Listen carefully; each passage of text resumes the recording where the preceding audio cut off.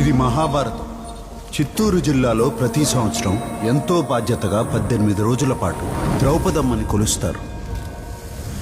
ఈ పవిత్రమైన నేలకున్న ఒకే ఒక నిబంధన, ఎట్టి పరిస్థితిలో ఒక్క రక్తపు బొట్టు కూడా ఈ నేల మీద చెందకూడదు.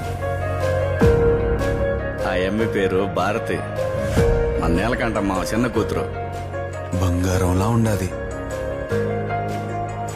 ఏంది పిల్ల నువ్వు ఎప్పుడు ఏదో ఒకటి ఎత్తుకొచ్చేస్తుంటావా? ఏంది, నీకు రాయడం రాదా? చిన్నప్పటి నుంచి చదవడం కూడా రాదు.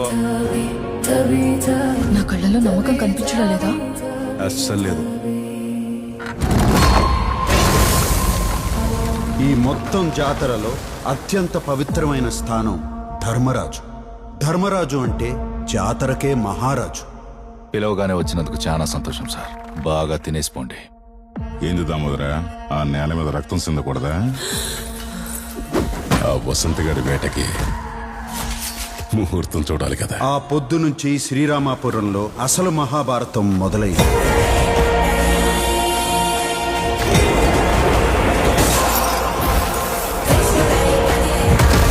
నన్ను దాటి వసంత్ గారిని తాకండి రా, చూద్దాం. ఈ భారత మెట్టలో కురుక్షేత్రం జరుగుద్ది.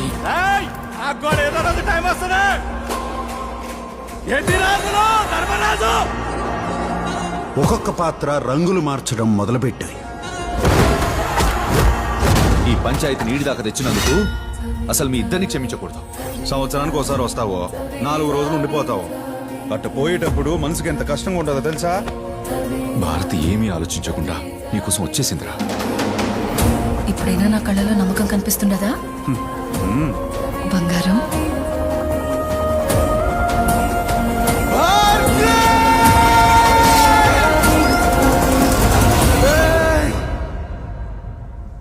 మీ కాలు పట్టుకుంటాన్రా, భారతి వదిలేండి రా, అది నా ప్రాణం. కురుక్షేత్రంలో ఆఖరి ఘట్టం విశ్వరూపం. జయ మంగళం నిత్య శుభ మంగళం, జయ మంగళం నిత్య శుభ మంగళం.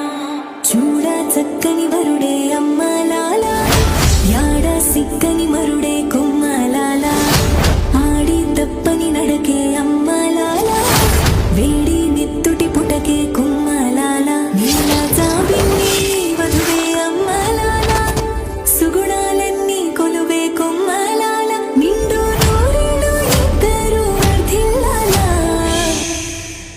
కురుక్షేత్రంలో శ్రీకృష్ణుడు అర్జునుడికి ఏం చెప్పినాడో తెలుసా? యుద్ధం కూడా ప్రశాంతంగా చెయ్యాలని. ఏంది అట్నే చేద్దామా?